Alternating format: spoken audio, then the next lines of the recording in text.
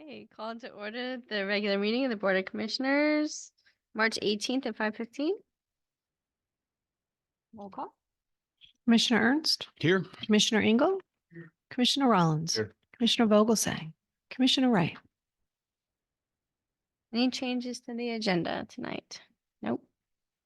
Public requests.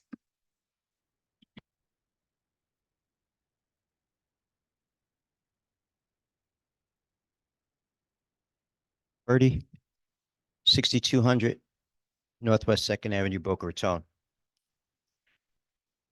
Till I hear Boca Paddle come out with definite set pricing and publish it in a public, my comments will be towards them most likely at every meeting. I'm a CPA, licensed real estate broker for over 20 years. So, I'll talk a little business. Boca Paddle, they do have to make a profit. 15 million, it's a lot of money. A developer can do it for 12. So that's what they do. They got a big profit margin in there. In accounting, there's 4 types. With construction, it's very unique. There's percentage of completion, percentage of contract, cash, accrual. I'm sure Malcolm has the best in the business. So let's say there's $15 million that was spent and $15 million out of pocket, and it's on the books for $15 million.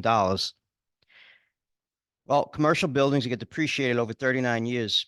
That's $385,000 that is not taxable, yet it would be a break-even point on a federal tax return. Land cannot be depreciated, but the land is free. Mitch has a Red Pine Farmer's Table. It's going to be a real restaurant. It's going to be a great restaurant. It's not going to be like a Nachos and Sneeze. It's going to be something good. No rent. It's all in the building. And also, it's the way they structure it. Of course, you could do partnership within the partnership and structure it different. But in the end, even the machinery and equipment for the restaurant is appreciable. Similar to Chicken and Pickle, there shouldn't be any membership fees. This isn't a Lifetime Fitness health club. They can actually be very profitable and even cheaper than Diadem, Chicken and Pickle, and any other facility found in the newspaper, which, really, it's irrelevant to us. Basically, who am I to tell them how to run their business? $15 million, 5 partners, that's $3 million each. Well, I own 5 units in Boca Chica. It's got to be worth 1.5. I'm not trying to impress you. I'm trying to impress upon you. I got some skin in the game too. I want Boca Paddle to be a huge success. I have a listing in my building, and I promoted Boca Paddle indoor pickleball at North Park as a selling point. By the way, it's a good deal if anyone's looking. It's 2-bedroom, 2-bath. Did he just promote his listing on it? No. But what I'm saying is it's a great asset. I want them to be successful as well as anybody. But saying they need a profit, there'll be more public comments, but there's profit. Thank you. Anybody else?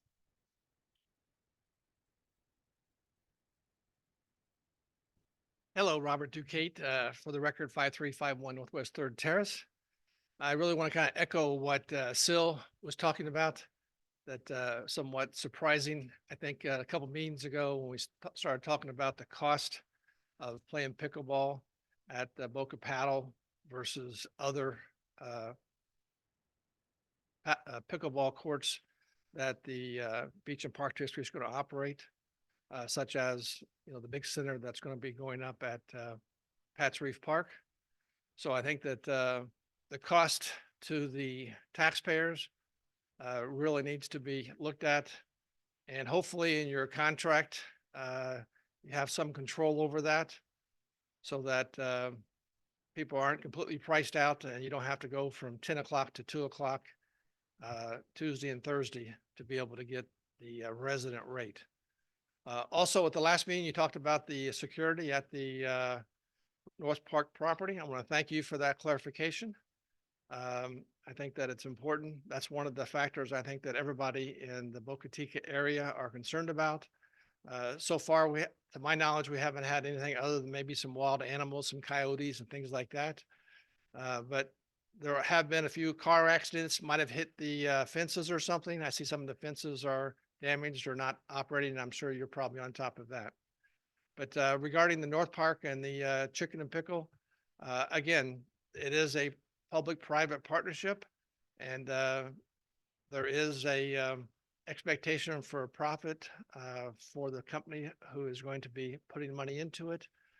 But again, the residents did pay that. Obviously, you paid for that property. So let's hope that it's fair for everybody. Thank you.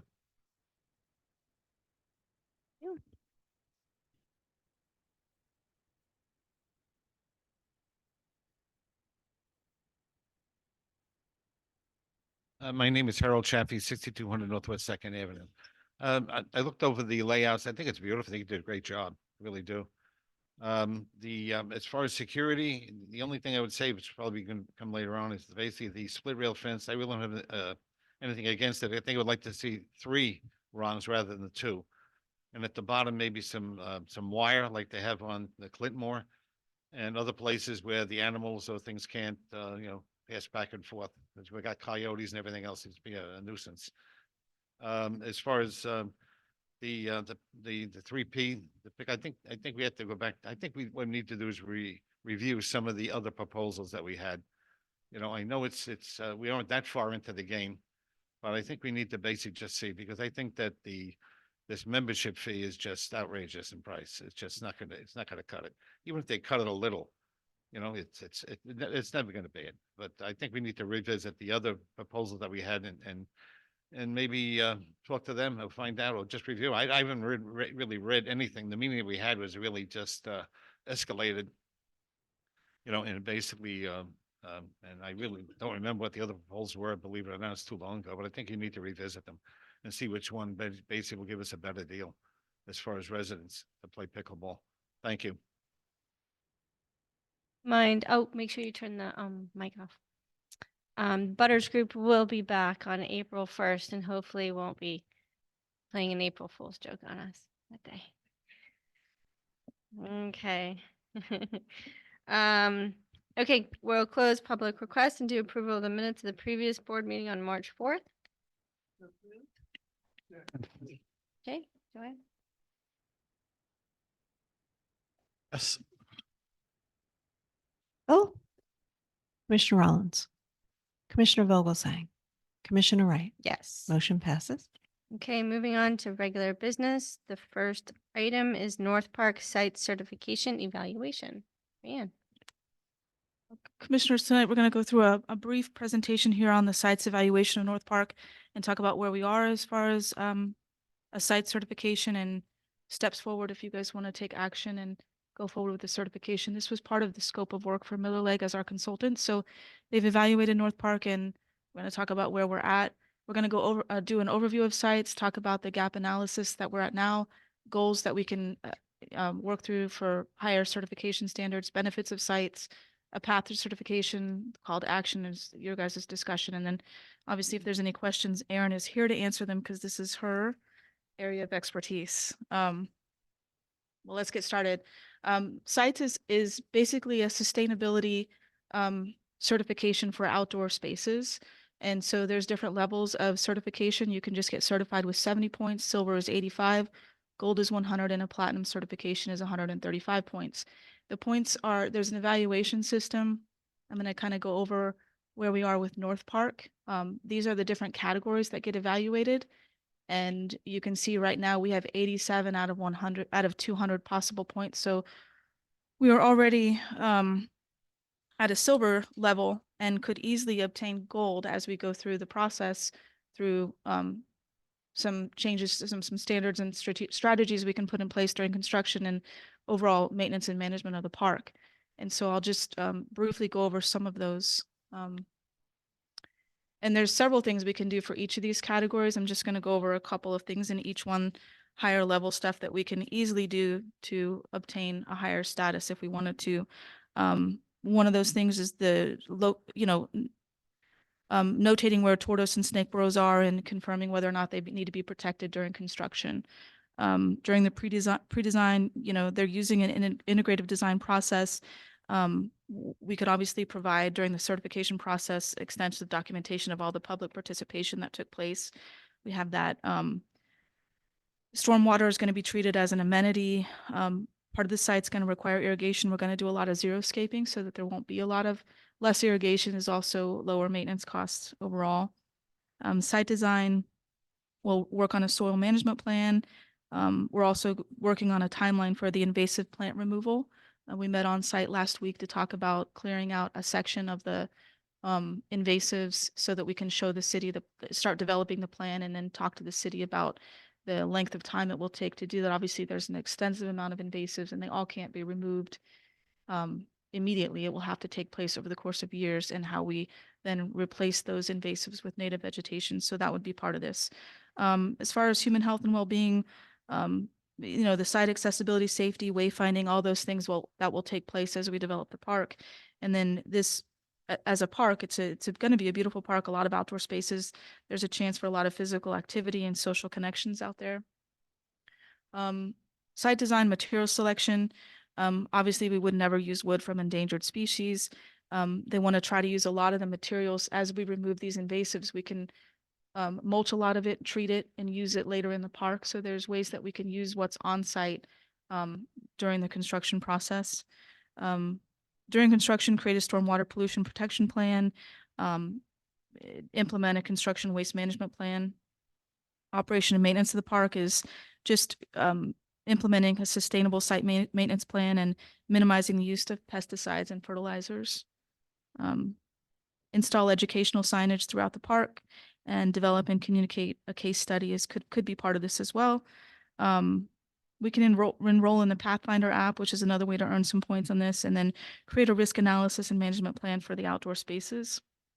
Those are just some things that we can do as we, if we decide to pursue a higher level of certification, or if we decide to get certified at all. That's a decision that you guys can make. Some of the benefits, climate regulation, air quality, reducing waste, protecting the water quality, flood control. All those things are going to be important to the environment, especially for the next generation of our residents here in Boca. Some additional benefits. I also want to credit Lumi with Middle Leg for assisting with this PowerPoint. She put some of these really pretty slides together for me. So basically, site certification is a great way to commit to the environment, commit to the sustainability. There's a lot of improvements that will make to the overall community, both for people and for the environment. And this lists all of them. I won't go through each bullet point, but you can see there's a lot of benefits to going through this process. And then our path to sustainability, we already had this consulting fee listed in their scope of work at $43,500. So the additional, we're already there. We can already obtain silver certification. Basically with $9,500, we can get the certification. And what this does is this would make us the first sustainable sites park in the state of Florida, which is a really big accomplishment for Boca. Best practice and standards, it's maintenance and waste reduction, long-term cost savings because of that, enhances the biodiversity. Obviously, we're just improving the environment and making sure that this park will continue to serve the community, not just for recreation, but for the environmental improvements that it will offer as well. And so the next steps, obviously, I'm here to help answer any questions. Aaron will do most of that. And talk about if you all want to move forward with the actual certification process for the additional $9,500. Florida doesn't have a park that is sites approved. Where could we go for a comparison?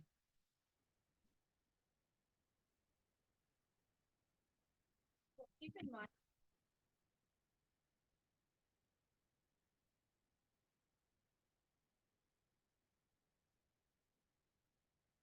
When you look at the spreadsheet, when you start a project, you look at the spreadsheet and you say, okay, based on our design so far, we can achieve X, Y, and Z. And then you target certain points that are low hanging fruit for your particular project. So when you look at other parks, they might not be achieving the same credits that you are. Just keep that in mind.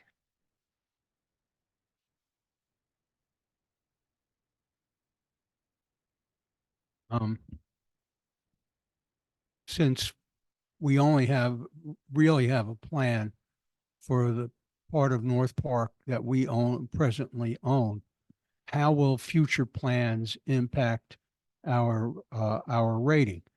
So if we put in a batting range, and I'm just throwing something out there, it doesn't mean we have to do it or that we're going to. But if we did something like that, how would that impact what our certification? You decide your project boundary, right? So if we're doing this project now on the east side, we wouldn't include the west side in the project boundary. A golf course is not going to be able to achieve sites, I don't believe. It would be really difficult, at least for certain reasons.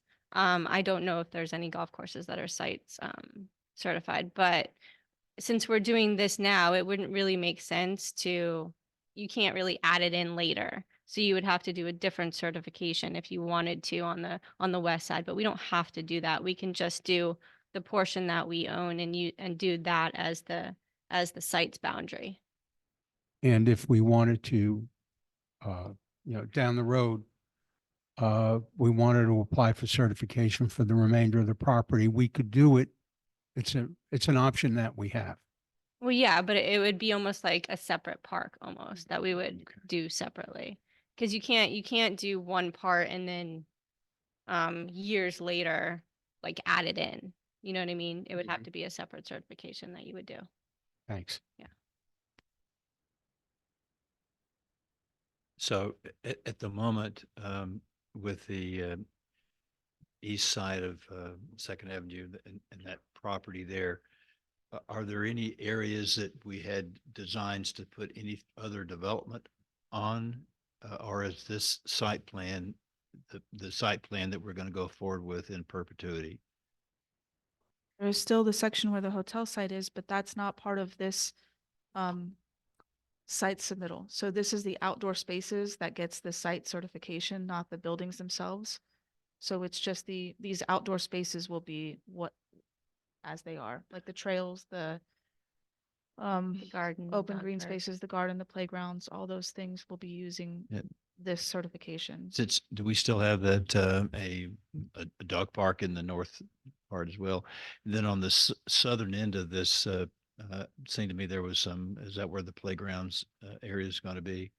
I guess we would then, with the certification, unless something significantly changed, we would maintain this certification in perpetuity, right? Yeah, and okay, and thanks for the clarification on that other parcel where the hotel was. I wasn't sure whether that was included in that or not, but I'm all in favor of the plan.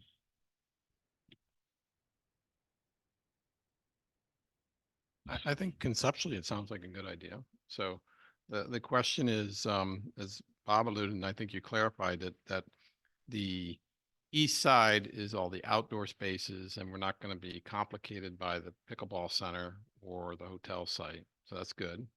And then the question, there's two questions, would be, you said we're at 87 of 200.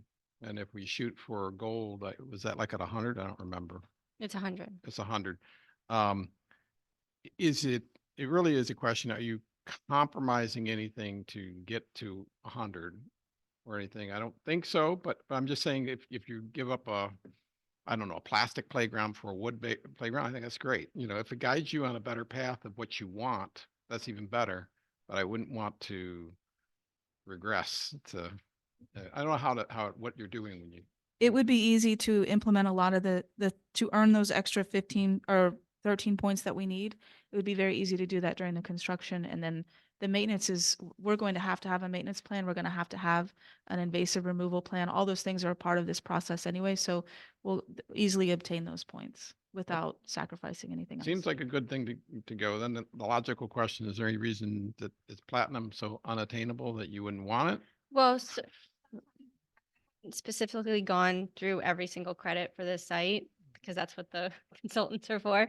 But when you go through a building, certain items, certain credits just aren't achievable. Like if a warehouse is in the middle of nowhere, you can't achieve the transportation because it's nowhere close to any transportation, right? So I'm guessing that certain ones just aren't, attainable, like restore aquatic ecosystems is one of the ones I'm looking at. There's no aquatic ecosystems there, right? So that is points that we can't achieve. But basically what you when you do the spreadsheet, when you go through the credits, you say, okay, these are almost, they're almost like best practices now, a lot of them. And Miller Lake is saying, we already do this, check. We're getting 2 points here, check. And then when you go through the initial gathering of the points, then you go through the remainder of the maybes and you say, okay, let's do a cost analysis on the maybes that we're looking at, right? And you say, okay, what categories do we really want to focus on? Do we want to focus on water savings? Do we want to focus on material selections? And then you can go through those credits and say, this is how much it's going to cost. Which ones do we want to go for? And how much is it going to cost us in addition? So that's kind of like the next step for the consultants to say, okay, these credits are maybes, how much are they going to cost us and which ones can we go for? And they'll say, okay, there's an additional X number of dollars involved in getting this 13 points for gold. And I will say that at least with a building, getting platinum is really, really hard and really costly. So I don't know if that's achievable. And I don't know if we want to put the cost, the amount of money that we need to into it. And I don't even know if it's achievable based on the points.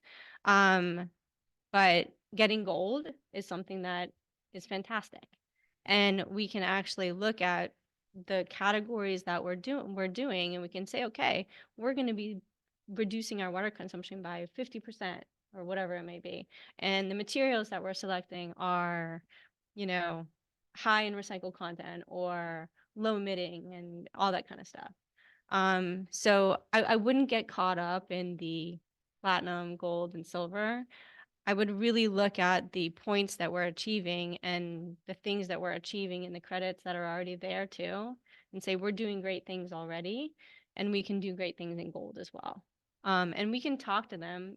I can talk to Lumi on the side and say, what would it take to achieve platinum? Is it worth it? Is it not worth it? That kind of thing. But and what I tell people too is these spreadsheets are living documents. So as you move forward in the design process, the points change as you go as well. So, oh, maybe we can achieve that just based on an easy selection of a material or whatever. So, just keep that in mind. And the points will change as we go. And these are the ones that we're aiming for. So I think it sounds great. Two related questions is, I assume there's a nominal cost to maintain it. I like the idea of going, regardless of what happens, I think following a good path of sustainability and incorporating them, great, move forward. But is there a nominal cost to kind of maintain it going forward, the certification? And you don't have to mention that now, but I assume there's something, but as long as it's reasonable, it makes sense. No? I don't Done. believe there's a recertification for sites, but we'd have to double check. But obviously the operation and maintenance, but we'll be doing that anyway. Right. So, That's good. you know, Lastly, how does it compare to, you mentioned the building and I think of LEED certification. Is that still around or is that, which one is the better standard or not? This is like the LEED certification, but for outdoor spaces. right. Oh, okay. Yes. So that's why it's certified, silver, gold, and platinum. They're the same, Mhm. for LEED. So, it's Do you need a motion to go forward? Can I make a motion that we go forward with the site certification for the North Park, the outdoor space? Okay, thank you. Bye. Second. Commissioner Ernst? Commissioner Engel? Commissioner Rollins, Commissioner Vogelsang, Commissioner Wright. Yes. Motion passes. All right. Moving on to number 2, the RFQ for the architectural engineer planning services. Commissioners, on page 7 of your agenda packets, there's a brief memo, just kind of outlining back in 2021, we did put out an RFQ to select some firms to have continuing services agreements for because we have so many projects going on. We awarded those contracts. We had four applicants, or 4 respondents. We awarded those contracts to CGA and WZA. Those contracts are ongoing, but we have a number of projects that continue to grow. So I am asking tonight for approval to re-advertise the RFQ and solicit proposals from firms again so that we can look at adding on to our continuing services agreements list of companies that we work with. Issue the RFQ. Second.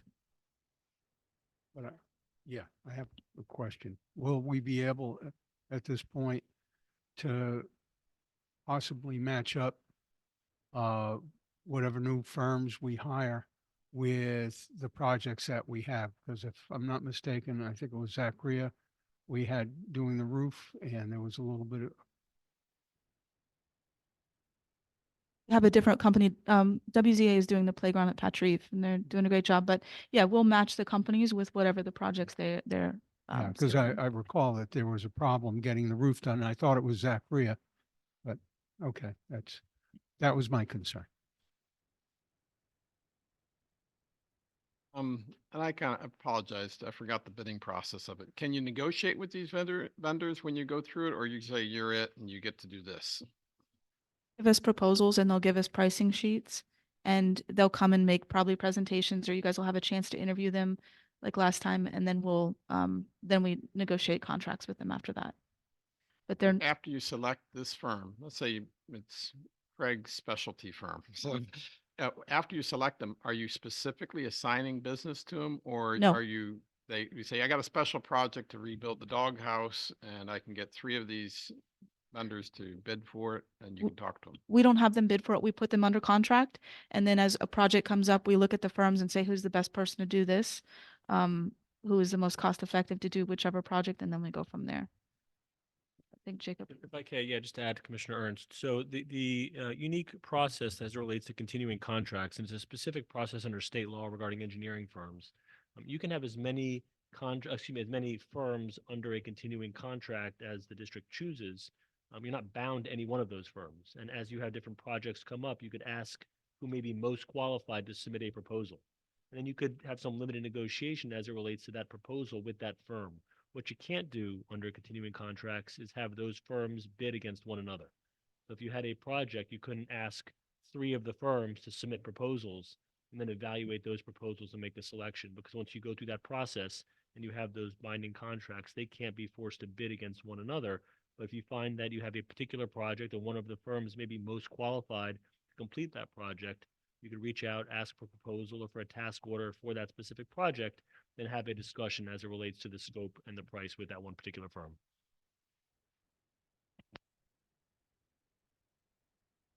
It's harder to negotiate the best price for taxpayers, but I assume you get the best price up front. So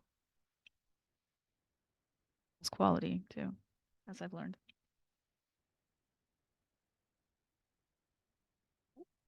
Joanne. Commissioner Engel, Commissioner Rollins, Commissioner Vogelsang, Commissioner Wright. Motion passes. Okay, moving on to approval of payroll and invoices.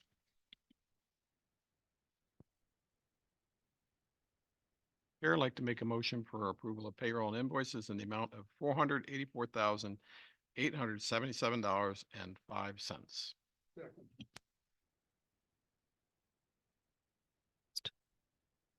Commissioner Engel, Commissioner Rollins, Commissioner Vogelsang, Commissioner Wright.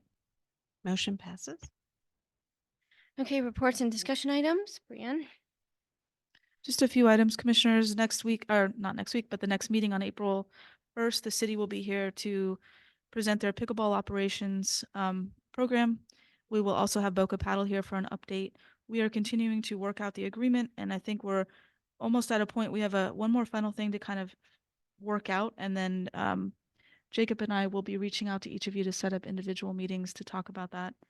The audit is complete. Each of you received a copy of the audit. There was no recommendations noted, and everything went rather smoothly this year.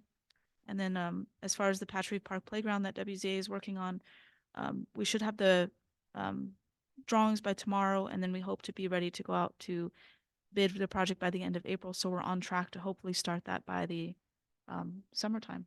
So may wait till we'll see how that coincides with summer camps and things like that, but we'll figure out a good schedule to make sure minimal impacts. And that's all I have.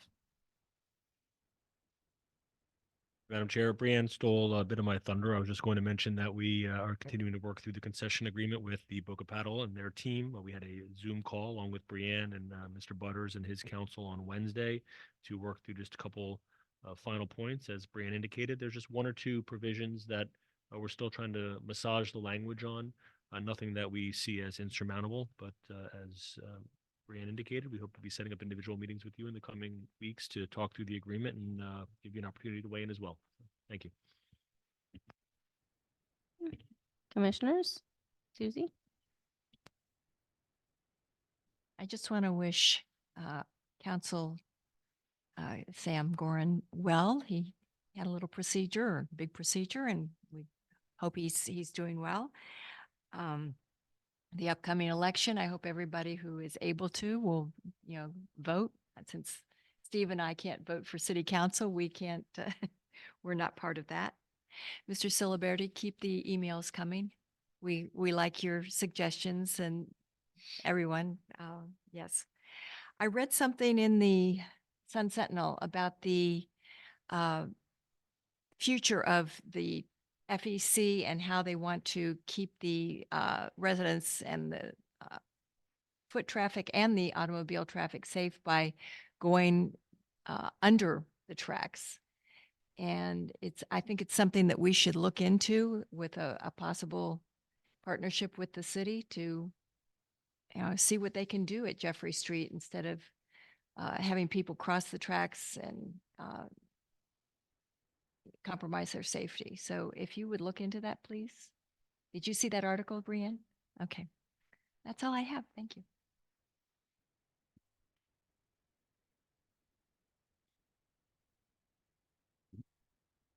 A member of our community goes past the maintenance facility on the Spanish River. They ask me how much longer before it's being built and what about phase 2?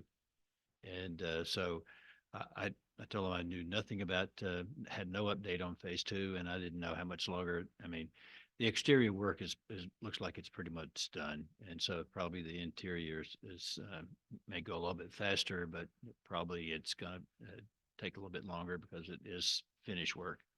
But, and I don't know whether the city has any plans in the immediate future. Have they had their planning session? Okay, so I'd be interested in knowing what their plans are about phase 2 as soon as we know something. And I have nothing. I didn't realize that Mr. Gorin had surgery. Okay, well, I echo Susie's prayers and comments and wish him well. That's all. Similar to Bob's question, just about city planning. I know that we talked about a joint meeting that would be later, and I think we're targeting April, was it? April. So it's kind of coming up pretty quick.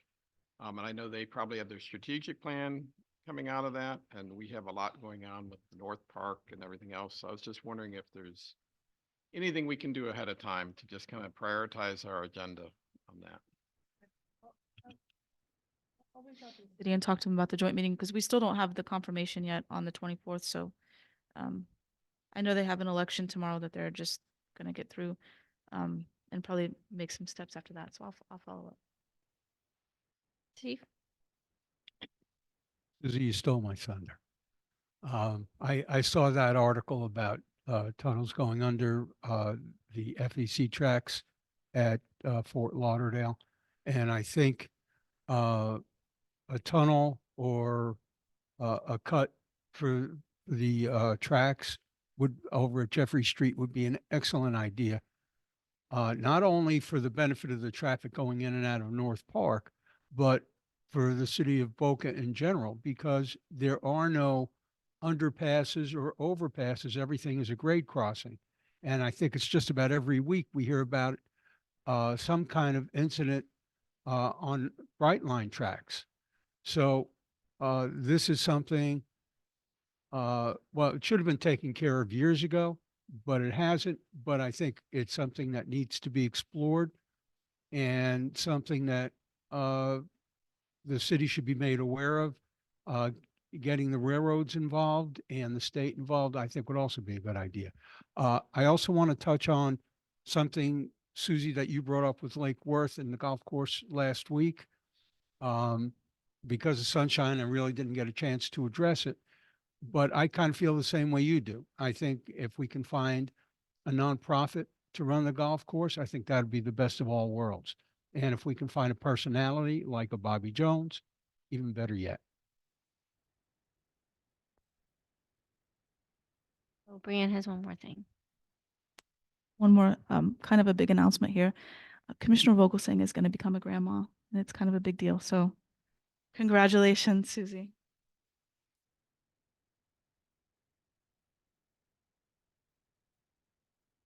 That's it. I have nothing. So. Steve? We already, yeah. Boca Paddle, so we're loaded up for the next one. Adjourn.